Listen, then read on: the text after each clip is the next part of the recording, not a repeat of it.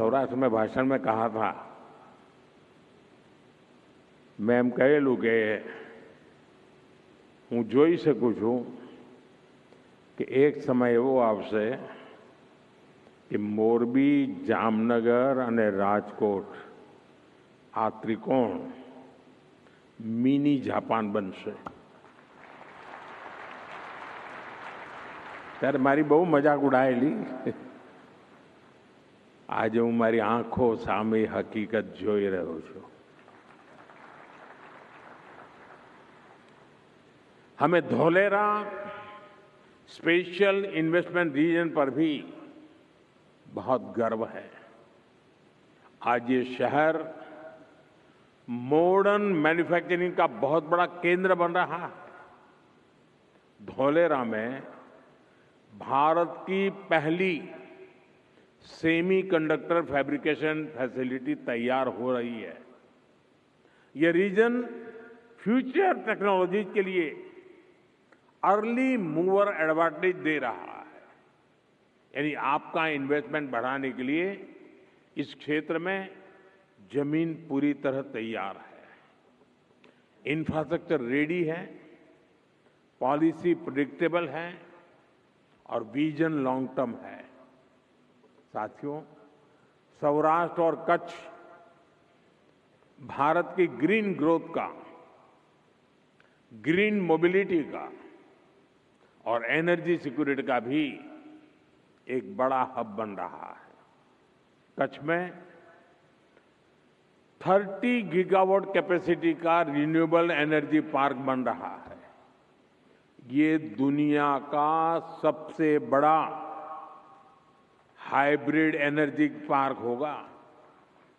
आप कल्पना कर सकते हैं, यह पार्क पेरिस सिटी से भी 5 गुना बड़ा है. यानी इस क्षेत्र में क्लीन एनर्जी एक कमिटमेंट के साथ साथ कॉमर्शियल स्केल रियलिटी भी है.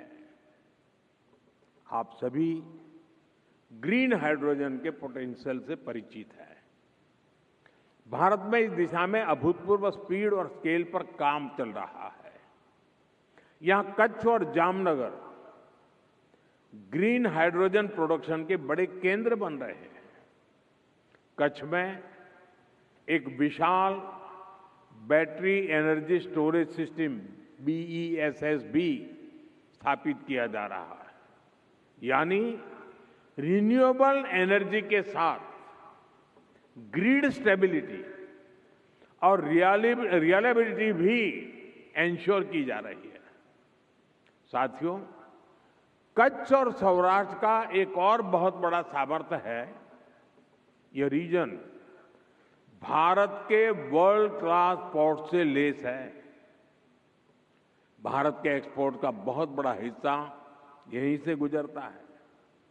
पीपावाव और मुंद्रा जैसे पोर्ट्स भारत के ऑटोमोबाइल एक्सपोर्ट्स के मेजर हब बन चुके हैं. पिछले वर्ष गुजरात के पोर्ट से करीब 2.25 लाख व्हीकल्स एक्सपोर्ट हुए हैं. लॉजिस्टिक्स ही नहीं, यहां पोर्ट लेड डेवलपमेंट के हर एस्पेक्ट में इन्वेस्टमेंट की अनंत संभावनाएं हैं. इसके साथ ही गुजरात सरकार फिशरीज सेक्टर को भी विशेष प्राथमिकता दे रही है. फिशरीज इंफ्रास्ट्रक्चर पर यहां बड़े पैमाने पर काम हुआ है.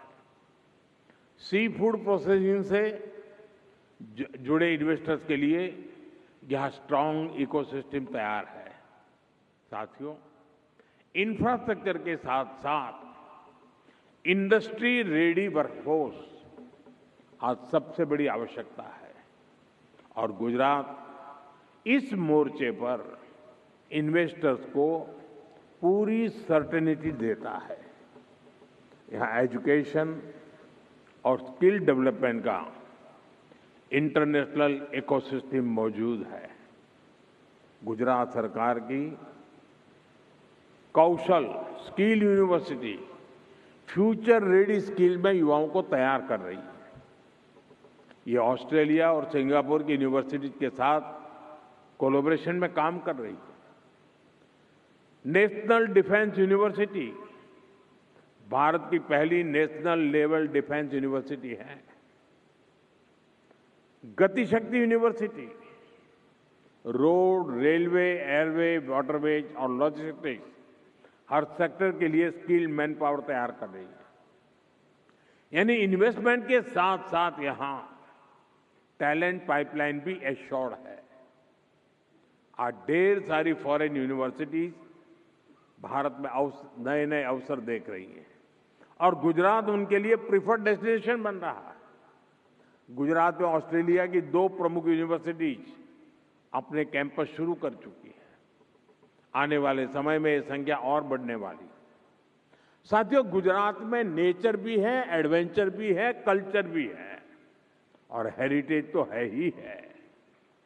यानी टूरिज्म का जो अनुभव चाहिए वो यहां मिलेगा। लोथल भारत की 4,500 साल पुरानी समुद्री विरासत का प्रतीक है। यहां दुनिया का सबसे प्राचीन मानव निर्मित डॉकयार्ड मिला है। यहां नेशनल मैरीटाइम हेरिटेज कॉम्प्लेक्स तैयार हो रहा है। कच्छ में आजकल रण उत्सव का आयोजन भी हो रहा है। यहां की टेंट सिटी में रुकना एक अलग अनुभव होता है। साथियों, जो जंगलों का, वाइल्ड लाइफ का शौकीन है उसके लिए गिर फॉरेस्ट में एशियाटिक लायन के दर्शन से बेहतर भला क्या अनुभव हो सकता है।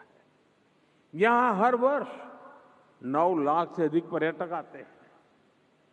जिसे समंदर का साथ अच्छा लगता है उनके लिए शिवराजपुर बीच है जो ब्लू फ्लैग सर्टिफाइड है। इसके अलावा मांडवी, सोमनाथ, द्वारका में भी बीच टूरिज्म के लिए अनेक संभावना है। यहां पासी में दीव भी है। दीव भी वाटर स्पोर्ट्स का, बीच गेम्स का बेहतरीन डेस्टिनेशन बन रहा है। यानी आप इन्वेस्टर्स के लिए सामर्थ्य से, संभावनाओं से भरा ये पूरा क्षेत्र है। आप जरूर इसका पूरा लाभ उठाइए। और मैं बहुत पहले से कहता आया हूं, अगर आप देरी करें तो मुझे दोष मत देना। सौराष्ट्र कच्छ में आपका हर निवेश गुजरात के विकास को गति देगा, देश के विकास को गति देगा। और सौराष्ट्र की ताकत, अभी रवांडा के हाई कमिश्नर बता रहे थे कि मैं जब रवांडा गया तो मैंने 200 गाय वहां गिफ्ट की थी। ये 200 गाय हमारी गिर गाय थी।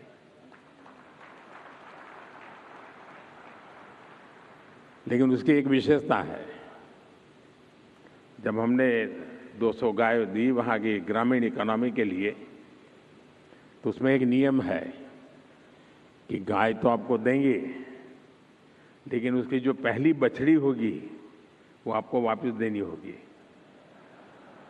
और वो हम दूसरे परिवार को देते हैं।